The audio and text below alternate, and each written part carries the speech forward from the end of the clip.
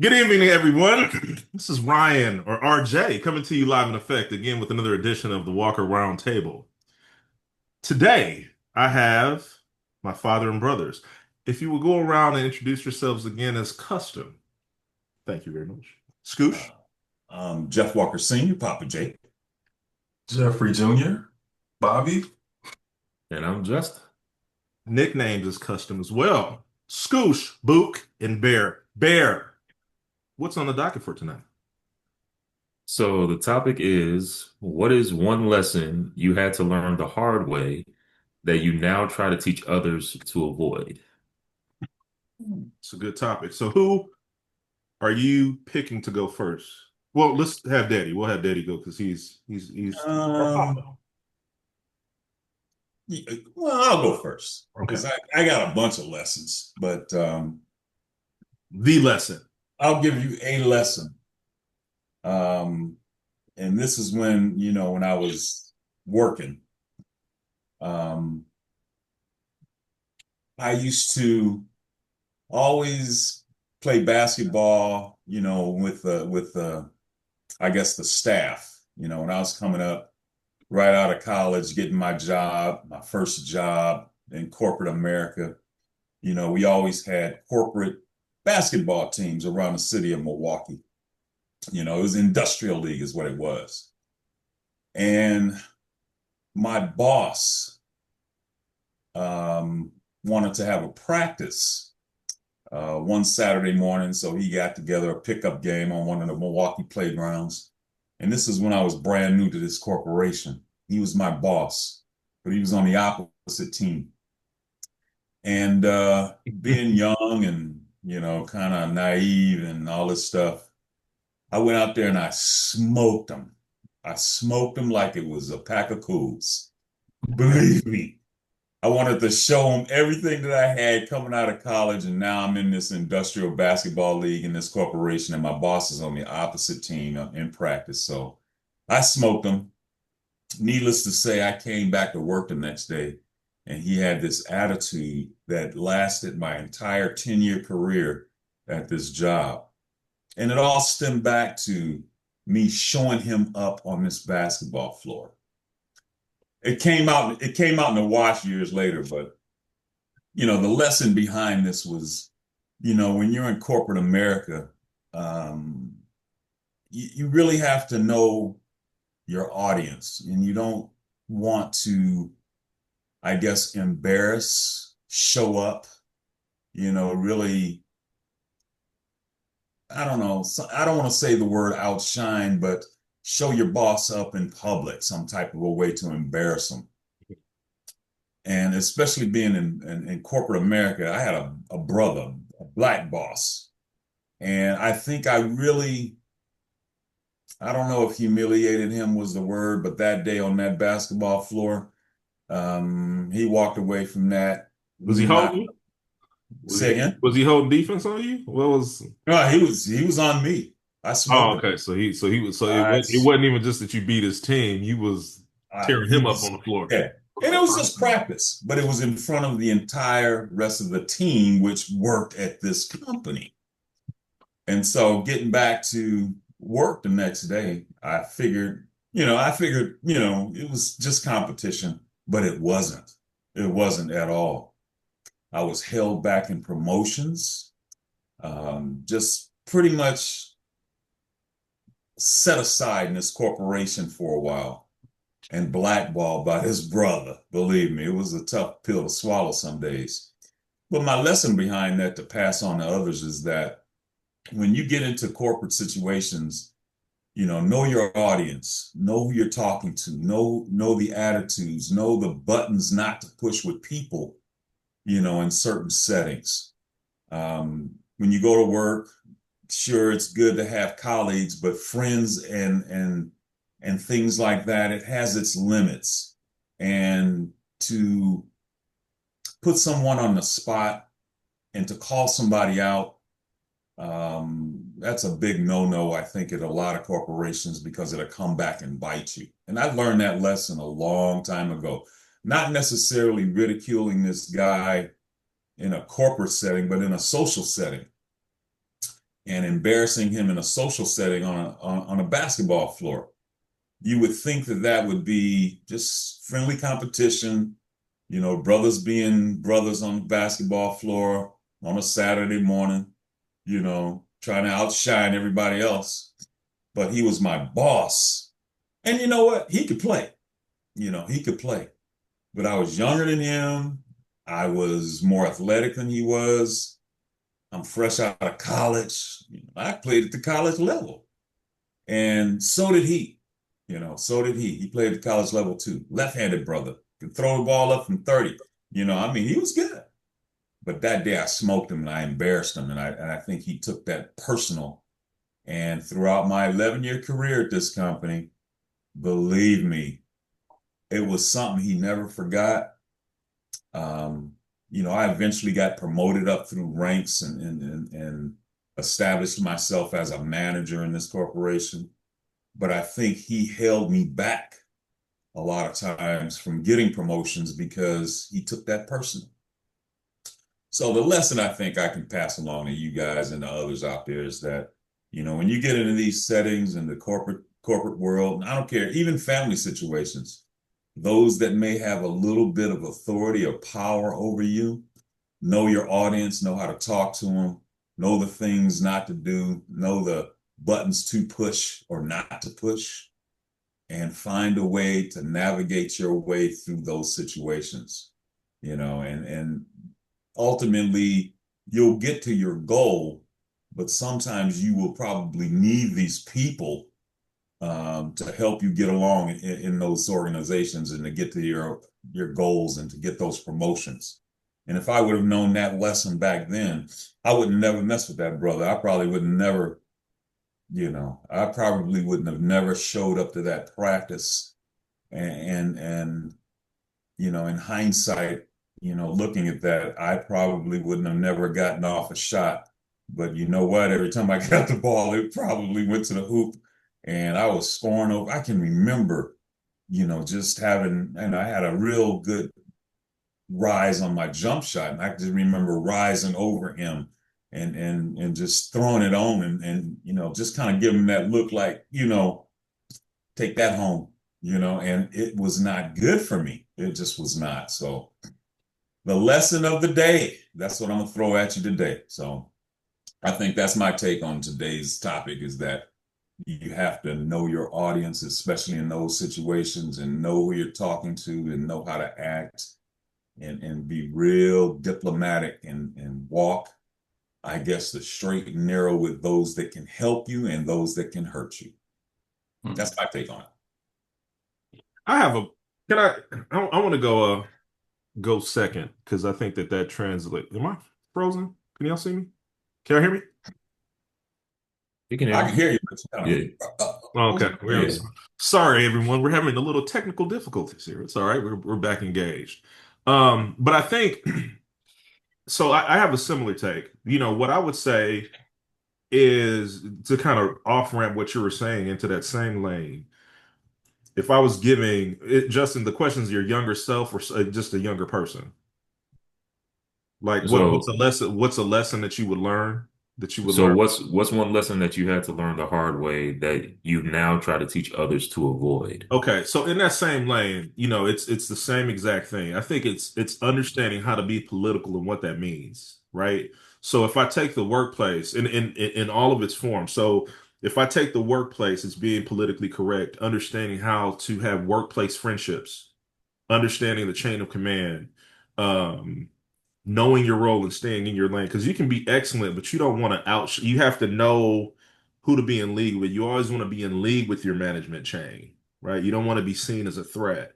Um, it's one of those things you want to have a comprehend. You want to do your job and be excellent and stay out of the way, stay off of the radar. And you don't want to have any of the. You want to make sure that you show yourself to be friendly, and you maintain that sense of stability and job security that will last you, years and years and years, so that when you transition from position to position or company to company, it's at your discretion, right? Because you're not an issue, you're not in competition. You want people to look at you as friend instead of competition. You still want to don't diminish your light that God has given you. Be excellent in everything you do. But one of my lessons to that I would have had to learn as well in that same lane is it took me a while to understand the political nature of every organization. Every organization, it's political in nature, whether you're in government or not. You have management change. You have people that work alongside you, under you, next to you, cross-functional, whatever the case may be. And you have to understand those different dynamics and working with those different personalities while maintaining your skill set and being excellent and keeping peace and keeping stability within your job so you can make choices and you can create your own job stability. That's one thing. I would also say in the same lane but different in a social setting, um one mistake I made, I mean, one thing that I would tell somebody or I would go back and do differently is have discernment about your relationships, especially those that you have romantically, because they could set you back, right? I mean, I had to learn. I mean, everyone dates, and I'm a father now, um, and without saying too much, but let's just saying enough. I would say to a young brother coming up to make sure that you properly vet, right? You properly vet it. You can know somebody for decades without really knowing who they are. Ask those questions, right? You know where a person stands. If you're dating a woman, know where that woman stands spiritually. Know what her family dynamic is like, right? Know what her friend groups are like. Know what her sexual orientation is like. Know if she prioritizes you, if she respects you. Know whether or not she had what the dynamic with her mother and her father is. Look into her family history. What's her mother's dating life like? Her father's dating life? What's the dynamic with her her siblings, right? All of those things because you know they matter because a lot of that stuff they can be a veneer and it can be very deceptive. They can put you in a space that could put you back years, right?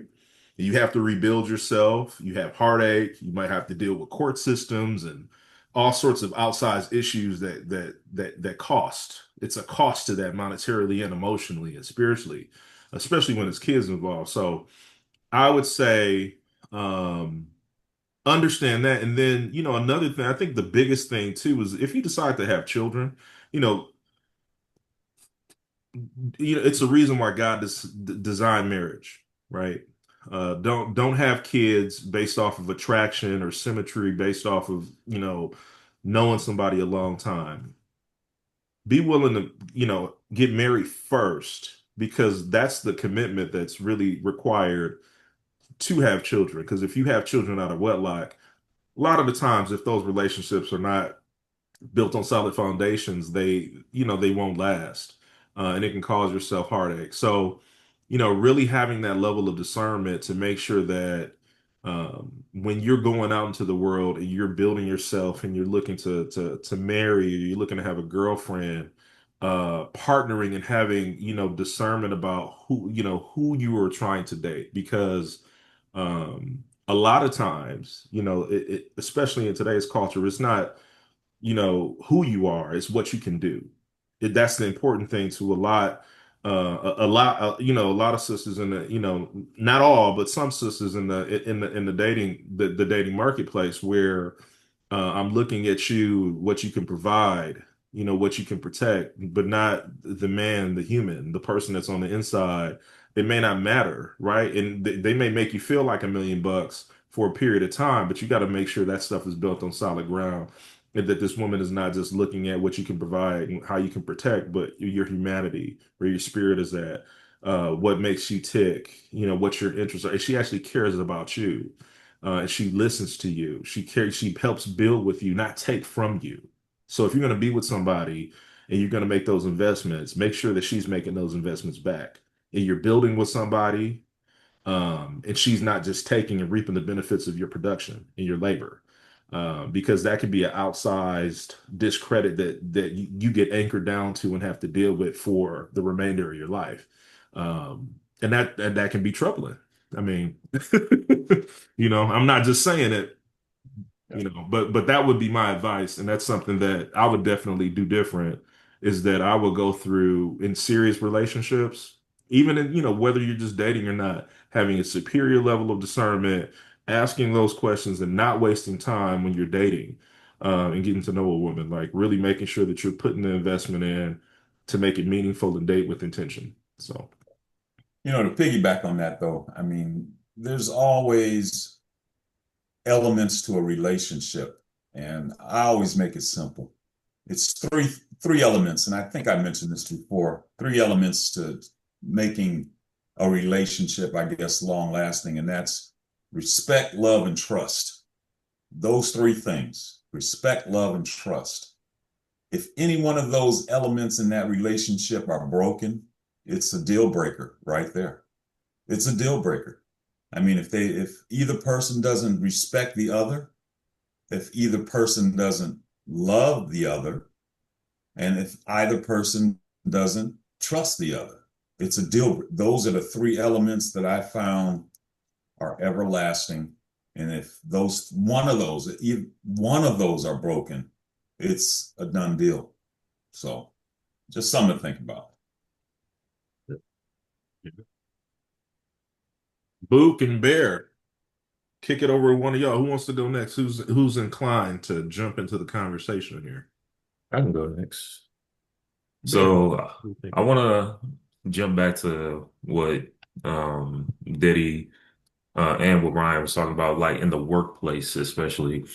So, like one thing um, that I felt like I had to kind of learn the hard way that I would advise um, young brothers or just people in general to be aware of is that everybody that looks like you doesn't have your best interest in mind, or always doesn't have your best interest in mind. Um, the last place that I worked at, right, was majority black people, Mhm. right? And for years, I was comfortable.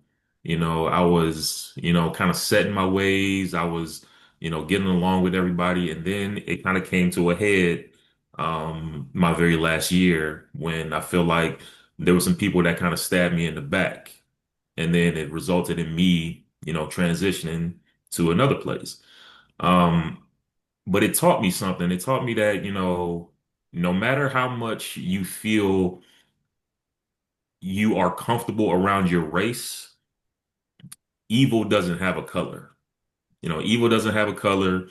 It's always You business. know, It's always right. business. It's always business. And that kind of thing you have to be very discerning of because I think a lot of people grow comfortable with people that look like them, and that's who they flock to because that's their tribe.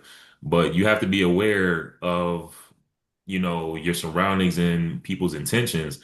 Because there are some people that may not look like you that may care for you the most.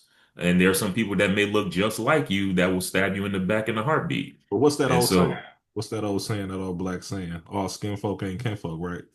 right, all skin folk ain't kinfolk. So that's one thing that I would advise people to be aware of is just have your head on a swivel when it comes to any and everybody because you don't know, for sure if everyone has your best interest at heart.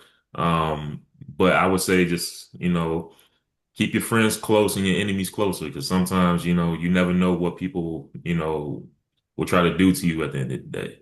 Um, so Let me that's let one me lesson. let me back up on that Yeah. because the guy that I was talking about in my little scenario was the first guy I saw when I walked into this corporation, the very first day that I got this job. Mhm. This guy was, in the city of Milwaukee, there's an old playground called Franklin Square back in the day, and all the brothers used to play at Franklin Square, including my brother. And this guy played at Franklin Square, and he was part of that whole basketball scene. So when I walked into this corporation, he was the first guy I saw and the first brother I trusted. So it's not always a good thing, I think, when you can walk into a corporation, you trust those that look like you, and somehow it turns out to be those that you can't trust. Yeah, you got to always keep it's all because I learned that lesson too. Yeah. It's always business. You always got to stay above board with everybody, even folks that you have good like business relationships with or work relationships with, and they seem like friends, and they may tell you all of their business. Keep it always keep it business. Period. You just have to. And that led me, and I won't hold you up, Justin, but that led me not to be as social, Mhm. in a corporation as maybe I could have been. But when I was at this corporation, we had yearly Christmas parties. There were numerous occasions to go out, and I always said no. Most of the time, 9 times out of 10, I said no because I kept that social and that professional life totally separate. And, for the life of me, I learned that lesson. And I'll tell you this one little quick story and I'll let you go, Justin. I had to have a lift home from a business meeting one time. And this guy literally lived on the same side of town that I lived on, but I never told him where I lived. And I told him, or I needed a ride home that night. And I was asking around in the office. I said, "Hey, I need a ride home. Can you give me a lift home?" And he overheard me say this to a couple of the guys there, a couple of brothers there. And he said, "Jeff, I'll give you a lift home." He's my boss. And I'm like, "Yeah, that's okay. I don't want to go with you." You know, I never told him where I lived. I didn't give him direction A to my house. He drove me right into my driveway. He was casing you. Drove me right into my driveway. So that's just a, off the cuff story. I can tell you many more, but go ahead, Justin. Oh yeah, but like that kind of transitions perfectly into like what I feel like is my next lesson that I feel like people need to learn. Um, that that sense of being antisocial that you were talking about, right, Daddy? Like in the workplace, right? Like I'm kind of like that on purpose, and I guess it's part of my natural personality of being quiet, but I look at it as being observant. And like a part of that is, one, you can't learn anything if you're always the one talking. And that's how I feel about kind of like life. You can't learn anything if you're always the one speaking. You have to be the one listening and observing if you are going to absorb information. Um, but I kind of want to get to that, to that antisocial element that you were talking about, like when it comes to work. Because like not only do I like observe people and I'm like kind of quiet at work, you know, to a certain degree I am antisocial, but that is on purpose. Like, and it's because of kind of what I was talking about earlier with my other lesson that, not everybody has your best interest at heart. So like my lesson would or my thing would be I would hope people would understand that being there is power in silence, right? There was power in silence, and there's power in um, being antisocial or being standoffish to a certain degree. Because one, you're always the person who can have plausible deniability and be like, "Hey, I'm not in that mess. It wasn't Yeah. me." You can't say that it was the quiet guy that don't talk to nobody, right? And two, when you're the quiet guy, everybody wants to divulge information to you, but they don't know nothing about you, right? So you know their information, but they don't got nothing on you. And so like that's one thing that I would say to a young and up and coming guy is be observant. Don't necessarily be rude to people, but be kind of keep people at an arm's length to where, they they have to wonder and ask questions about you, but you already know something on them because they talk too much, right? And that's kind of funny, like, because like this brings me to a story that happened today, right? some woman that I work with, I barely knew her name, but she came up to me the one day. She said, "Mr. Walker, you're always so antisocial and so quiet." And then I kind of like laughed it off or whatever. And then like today I said good morning to her, just off of just like it was just me and her in this office. I said good morning. And then she like kind of like jumped out of her chair like, "Oh my God, you spoke to me." I'm like, "Yeah, good morning." I'm like, "Don't be so shocked or whatever." But like that's kind of the thing where it's like if you're that person that is quiet and kind of reserved and kind of observant, can't nobody like nobody has nothing on you. And so like when nobody has nothing on you, nobody can hold anything against you, nobody can hold anything above your head, and nobody can use any of your personal information against you. So like that's what I would say to a guy who is trying to climb that corporate ladder and trying to navigate their way in a professional space is be observant, be reserved to a certain degree, but sometimes it pays to be the quiet guy. Sometimes it pays to be the quiet guy because sometimes the loud guy is the first guy who gets out the door because he talks too much or he pushed the wrong buttons with certain people. You know So what? Silence sends a loud message, doesn't it? yeah. Silence sends a loud message. Sometimes when I was not speaking in certain situations, it kind of put an aura in the room. Why isn't he saying something? Yeah. Or why didn't he respond to that?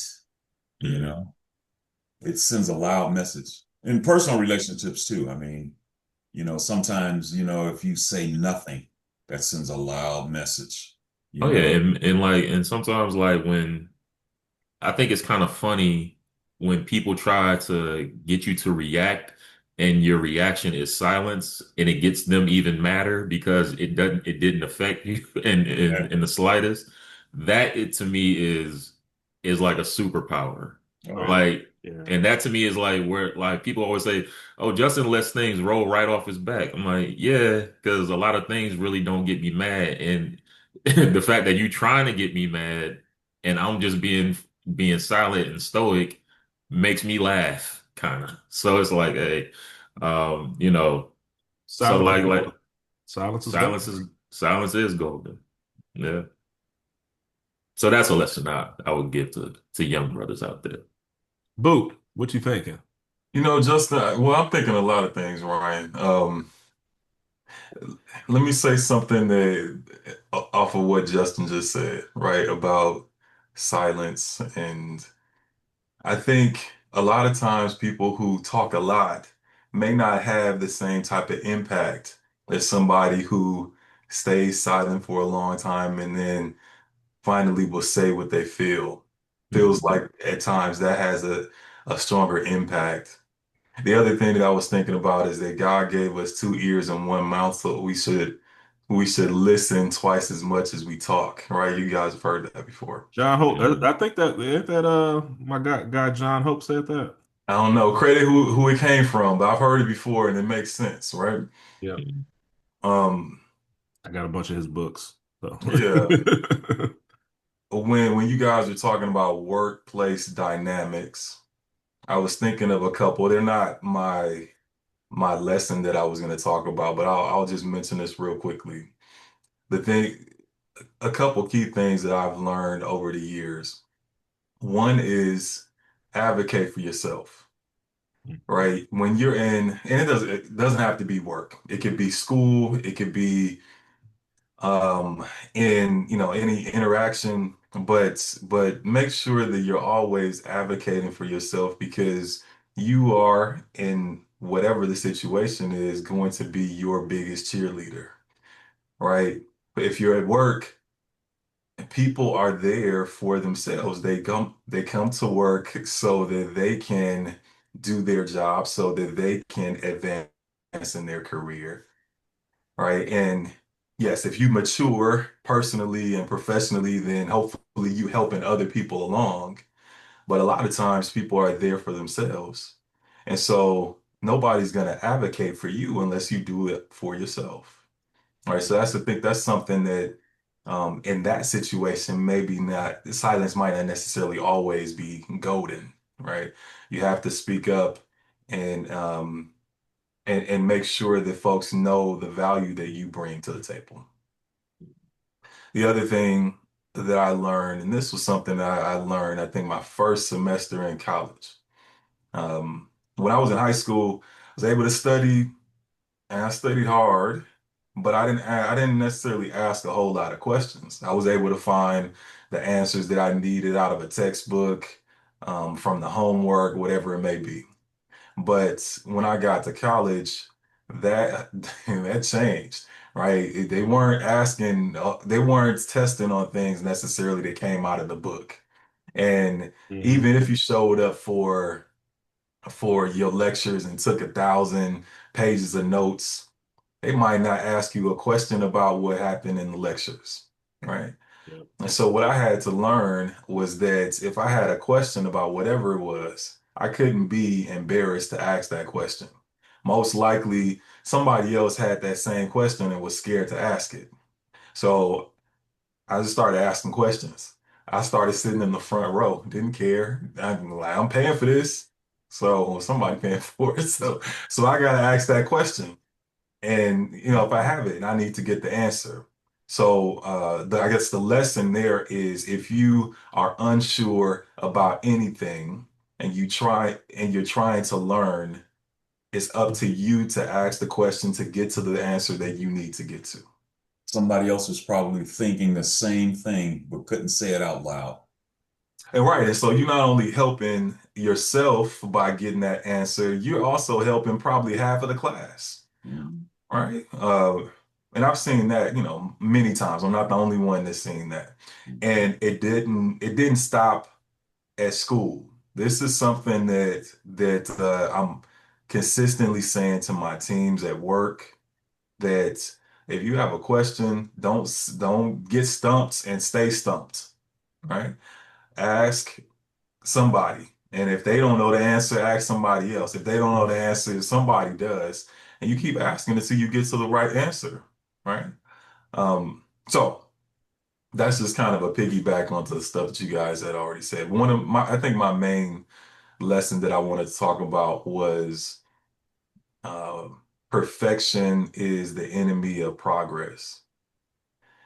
Uh, I think for a long time, I've always had a lot of ideas. I've always wanted to do a lot of different things. I've always wanted to like create tools and businesses but what has slowed me down in the past, in certain situations, certain projects, is that I always feel like I had to have everything figured out before I got started.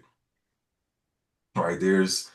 Say you're looking to start a business and you need to vet the idea, you have to do all of the research, you have to talk to a bunch of different people, you have to have all of the timelines out, you have to have the projections done, you need to know who's going to invest in your business before you even build something, right? And so that was what was slowing me down for a long time getting started. And one thing that I had to learn was that um, if you get it done and it's broken, or if you get it done and it's not perfect, that's better than dreaming perfect and not getting started. Right? Our cousin has a mastery of that. You know which one I'm talking about. Yeah, we got a few, but there's one in particular Yeah, that we knows both. exactly how to get started on It's, stuff. it seems like he just fall right into a business and just But that's it's a something that I've talent. always admired about him is that Yeah. he's able to get started and just jump into he doesn't jump into things blindly, but he doesn't allow fear to block him and stop him from getting started and moving forward, right? Yeah, he's not Progress afraid to is make a better than mistake. perfection, right? Let's Yeah, say it again. yeah, he's not afraid to make a mistake. He's not afraid of failure. And I think a lot of folks are probably afraid of failure, and just to piggyback off of what you were saying is that when you get into something, you will discover that there's some roadblock on that road before you get to your goal, right? There's going to be a roadblock there. You can't be afraid to, stumble in front of that roadblock, either go around it, find a solution to get around it and solve it and keep moving forward. And I think he's that type of brother. Mhm. He has that I don't care if I have a roadblock or not, I'm still moving forward type of an attitude. And he'll jump in it. And like you said, he won't do it blindly, but he'll jump into it knowing that there's going to be probably a fruitful end. But yeah, I don't think that brother has any fear No, about not at making all. mistakes. It's 100% mindset. He's like a just battering ram. The way he thinks, Mhm. you know. Oh, yeah. Those mistakes that you learn along the way, those become, steps eventually. Valuable lessons. Right, those becomes lessons and, valuable steps that you can, use to adjust course. You know, That's a that's how good point. folks learn. That's a good point, right? Because when I finally, I feel finally started to not finally start to jump into things and do it. I don't care how it ends up. I don't care how it turns out. I'm going to do it and I'll find out how it turns out. And then when I get to a blocker, I'll figure out that blocker. And then if I make a mistake, I'll resolve the mistake and I'll keep moving. And what that's taught me is that um, the mistakes that I learned that I make along the way, those are things that now I'm able to teach other people and teach them how to avoid those mistakes, right? That's what we're doing right now. Mhm. And so if they want to follow that same path, okay, well, my path, because I started before you, might have been zigzagged and might have been a little bit more difficult than what I want to make your path, right? I want to make yours a little bit straighter than mine. So uh, that's what I would say. And it doesn't have to be for huge things all the time. It doesn't have to be about a career or about a business or about whatever. It could be something as simple as like a little hobby, right? I've always wanted to learn how to play an instrument, and I don't have a teacher to teach me how to play that instrument, but I got an instrument a couple years ago, and I just started messing around with it, and now I know how to play at least a little bit more than Twinkle Twinkle Little Star by Piano, right? myself. So, Huh? so now it's the piano. So instead of Book, it's Beethoven, right? Piano. Yeah, I might bring it on one day and I mean, you've gotten pretty give good, y'all a man. I'm little not gonna lie. concert. Yeah, I'm not gonna lie. yeah, You got pretty. Bobby's, Yeah, done some songs and stuff. yeah, and yeah. and the Blue Dragon is getting pretty good too. Well, I mean, let me shout out my kid because she just learned I think I might have sent that to y'all a video, but she Mhm. just learned a song in about 5 minutes of me showing her how to do it. It Mhm. took her 5 minutes to learn what took me about 2 weeks to learn. So, and she's a little prodigy. Yeah. Yeah, and then I think speaking of lately, I think the other thing that I'll say is that uh, with being a parent, right, we make mistakes all the time, and I can't let I always got to take action, right? I always got to keep moving forward as a parent. I always got to make sure that I'm making decisions. And I try to make the best decisions that I can.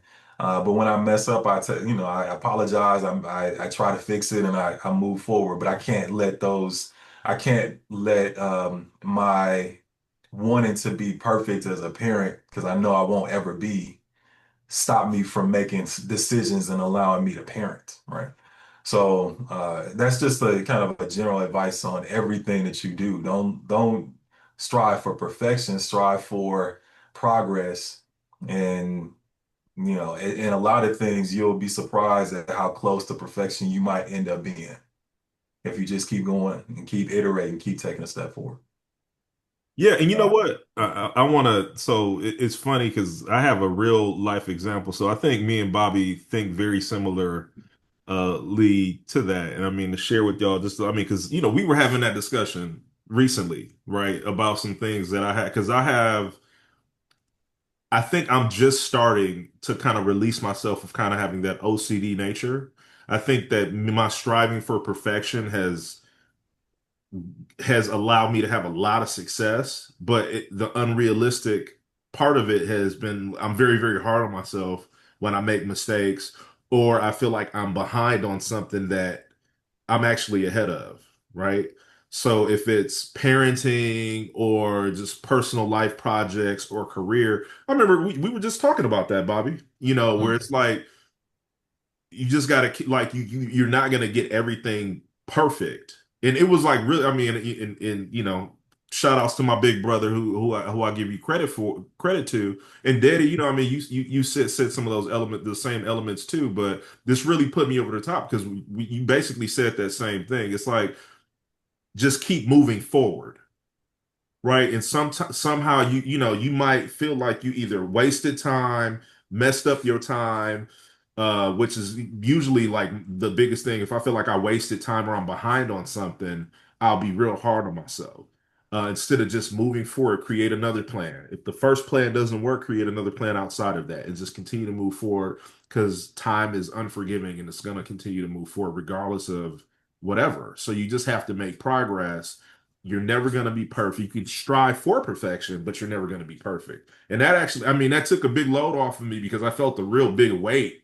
I was trying to get certain things done, and I started looking at my timeline and looking at all the stuff that I've done, to achieve this certain thing I'm trying to do. Um, and I'm actually ahead. It was working itself out, but I was just being so hard on myself. And I think that that's a good thing. I mean, that's kind of one of those diamond nuggets, um, practical life conversations that a brother gave another brother and a father continues to. So, Well, I um, think it has a lot to do with giving yourself grace, yeah, right? yeah, A lot of And times we set the bar really high, right, for ourselves, too and we high. get to it, and And, then we feel disappointed. But I and, mean, here's something. So I'm giving my big brother credit because he actually had the conversation with me. But so I'm gonna give my little brother credit too because I told him, what did I tell you today, or was it yesterday? I said, with certain things, I need to be more like Justin because I know that I can have an OCD sort of maniacal, like my ambition can get it, like the way my head, like the way I'm driven, I'm kind of like a battering ram too, right? It's kind of I'm real like this with accomplishing my goals. Y'all know how I am. I'm real passionate. I'm like, I need to do this, right? And I'm gonna bust down every wall. And then if I can't do it by my timeline, I'll get upset. Like, oh man, I failed. You know what I mean? It's like, no, just and then I tell Daddy, just do it tomorrow in the morning. All right. But Justin is so cool about everything. And Justin kind of, it's gonna be all right. It's always, I call him, That thing, it's not how that you thing, you walk. man. know, Set up the because wall. that's Justin. Just yeah, it's all right, man. no, because But didn't I it's tell you one. that, Bobby? I was like, I need to kind of do more Yeah, of you did the. tell me that. I Yeah. was like, Of see, I what. was like, Justin is a genius. I was like, with the not getting frustrated, like, oh, it's gonna be okay. And I was like, I look at my little brother and I draw that from you.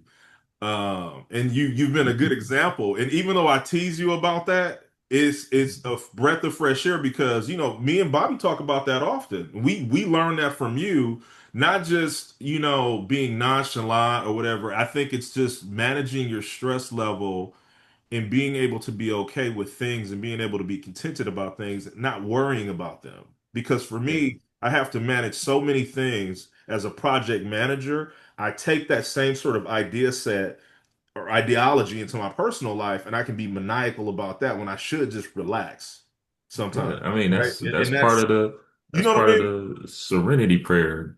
God give me the grace to, and the Exactly. serenity to, to be okay and at peace with things that I cannot change. You know, like so, it's you may call it nonchalance, like I can you can call it nonchalance, but to me it's being, you know, zen and Yeah, at peace. And yeah, it's one of those things where it's just like, Zen Master, Mr. Feng Shui. He gets it right, from his grandfather. Willie right. James. He Yes. gets it Yeah. from his grandfather. Didn't I say in the last episode he reminds me of Papa Walker? He looks Yeah, like you him, did say that. and I always said he kind of act like him too. Didn't I always say? Come on, all right, validation. I'm sorry, Justin. Go ahead. But it's one of those things where it's like, the progress that you're so, gung ho and obsessed with achieving, you kind of gotta look. Well, this is how I've always looked at it. I don't try to compare myself to anybody else's success or progress. Like, I'm content with the fact that I may be doing better than myself that I did yesterday. Like, because I'm only comparing myself to myself. I'm not trying to look at other people and say, oh, he's ahead or they're ahead. And because I'm not that type of person where I'm envious of what other people have or what other people do, because I don't pay attention to other people to the point where I'm jealous of their success or I'm envious of other success. I'm content with the fact that I'm being better than what I was the day before. And Yeah. so that's how I see it. And it's like, if I'm better, if I'm doing steps, if I'm doing things that, that are progressing me, um, to the point where I'm happy with myself and content with myself, and I know that I'm, a better version today than I was yesterday, then I'm happy with that. I'm Let me content with say this that. one thing. I agree, right? Because I don't. I mean, I'm not looking at anybody else, but it's the inverse for me. It's like you ever see. I mean, we all play little league, right? The football, y'all play football. I didn't play football, but Pee Wee coach, or I mean, Daddy's one of Daddy's best friends, rest his soul, who was one of my Pee Wee basketball coach, or no, he coached my Pee Wee basketball and baseball. God rest his soul. He was all over us. Y'all not doing enough. And just I score 100 points in the game. That's terrible. You gotta score 200 points next game. You And can mention his name. what you say? Oh, You I can. don't. Oh, if you want to, I don't want to, but that's how I am with myself, though, right? So the way that I think of a childhood little league coach who was like an uncle to me, and I was like best friends with his son. He was so hard on us in baseball and basketball. It was never enough, and it produced a level of excellence. But my mindset, I think the thing that happened in that space in sports, my mindset stayed like that. I'm actually just starting to give myself grace. I'm transforming this year because I'm like that coach with myself. Like it's you need to do better. Like I'm comparing myself against myself, right? And it's not like, when you sit down and you watch a Netflix show, and I'm like, man, I could be on a computer doing something. I could be reading something, executing something. And you get fidgety and you feel like you're being lazy when your body you need restorative rest. So I think I'm going from that little league coach, it's not enough, and I'm comparing myself not even to myself from yesterday, but from an hour ago. And I'm literally with a freaking whistle, beep, beep, chirping at myself to go harder, to go. It's like how Kobe described it. He kind of had that same sort of like, you're never good enough because the measuring stick is always like this because it's me that I'm talking to myself, and eventually finding sort of that feng shui and that grace of saying that you can have that thing that drives you, but you can also have that grace to where it's restorative rest. Well, eventually you got to put the whistle down and you have to stop running the laps because you're going to burn yourself out. And I'm literally just learning that because I would feel guilty, and then the frustration would set in and the anger would set in, and then I would just be like, oh, and then that's when you get maniacal and I got to call and one of y'all got to talk me down. It's gonna be all right. All right. I feel like, you In know, the wise words of Martin Lawrence from Bad Boys, woosah. Woosah. There you That's go. what you gotta do. Woosah. But you get what Hey I'm saying. man, you have to mention Greg McKay. Yeah. You have to mention Greg McKay because Greg McKay was a black hero in Milwaukee. Yeah. Well, This that's the coach I brother, was talking about, but this brother was a black hero in Milwaukee. He was a Milwaukee policeman. He passed away probably about 8 years ago, maybe 9 years ago now. yeah. Greg's been gone. Yeah. But he had a twin brother, Bobby. Hmm. And Greg was a black hero in Milwaukee. And his funeral was one that, they turned out for Greg's funeral. But Greg was so funny. He was so energetic. I thought a vein was going to pop out of his neck. He was all over us. Get ready. He was all over us. I hit a He home was run. He just, was just all over oh, me. It he didn't was, matter. Greg was passionate about sports. He was so passionate about sports. He played basketball in Milwaukee with me in high school and a little bit in college. Um, but Greg was a black hero in Milwaukee and he left a legacy with his sons, believe me, but he was so passionate and I think he coached just you, Ryan. He didn't coach Bobby Yeah, just or I me. played against him, but yeah. yeah, yeah. He would show up. I would see Greg come to all of the basketball or football games and baseball games in his uniform. And Greg had to be about 6'6". And what stunned me about Greg is that his gun looked so small on him. He was this big brother, and his gun belt looked so small. I'm like, but he was such a fun guy. And I think kids had a fear of Greg, but they really never knew how Greg was. He was just a soft teddy bear to me because he was so funny. We He would would get in laugh. the stands. We would laugh at him, but he was always cussing us out the whole time. Yeah, man. He would get in the stands and he would say something like, "Yeah, that Ryan and that Bobby and that Justin, they play just like their mama." And he would be talking to me. Oh man.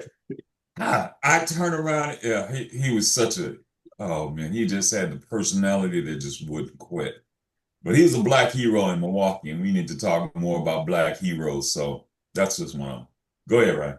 No, I think about that because he actually gave me, I think, because I didn't take like he was funny. He was funny but we respected him but he was just he had that sort of Mamba mentality and he really had it on two like it was me and his son. He was on us, right? And I feel like we were probably the best athletes on the baseball team and basketball team, and we would always do well, but he never celebrated us. I remember hitting a home run one time. Hit a home run and I rounded the base. Everybody's giving me, oh yeah, that's enough. That's enough. Get on in the dugout, Ryan. That's hit another one next time, and then maybe you did something, Yeah. and or I remember I had a game basketball game and I was just hitting all of the jump shots and layups and then I kind of celebrated and then the guys I hit like a nice little 3-point shot wham and I was like yeah in his face and who face get back on defense and it created a thing in me but then later he would pat you on the back good job we would get pizza and stuff like that but he was just all over us during the game and he created that competitive spirit that I took that was something I took and I learned from him that you have to just push no matter what but he was yeah I mean I remember him he was a foundational piece of my upbringing in sports for sure. So then Yeah. what's the lesson? The lesson sounds like is you have to balance competitive spirit Hmm. and Grace.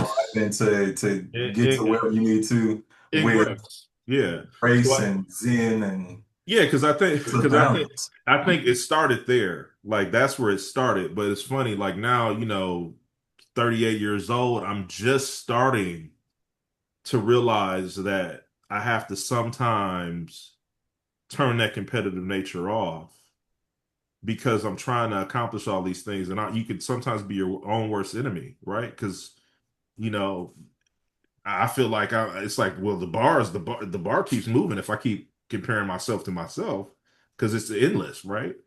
So absolutely having that grace, competitive nature, having that balance, and just moving forward. Hey, by the way, my high school football coach was Coach McKay times 10. Wait, I think we had the Oh same coach. We What's his? no. did. No, no, I'm not talking about Coach Terry. No, I'm not talking no. about him. What I'm was it? talking about the coach before him. And no, you never played for him, for this No, guy. I think we did have the same coach Uh, because like they recognized me as your brother on that team. yeah, we'll talk about it later. I think I know who you're Uh, talking about, but it was the coach who I'm talking about. His girlfriend was my science teacher, uh, and she was tough too. But anyway, Yeah. I, it's story nostalgia. for another pod, huh? Yeah, it's another you go. story for another day. Yeah. Um, are we good, guys? Yeah. Yeah. There's some good lessons to learn.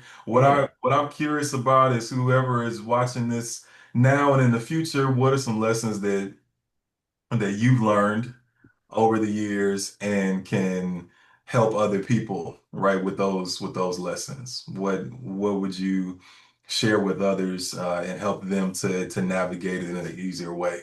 How would you help them? So please comment and like, subscribe, share this episode and all the other episodes. Please watch, check out our books and upcoming merch, and we'll see you next episode. All right. God bless. Peace.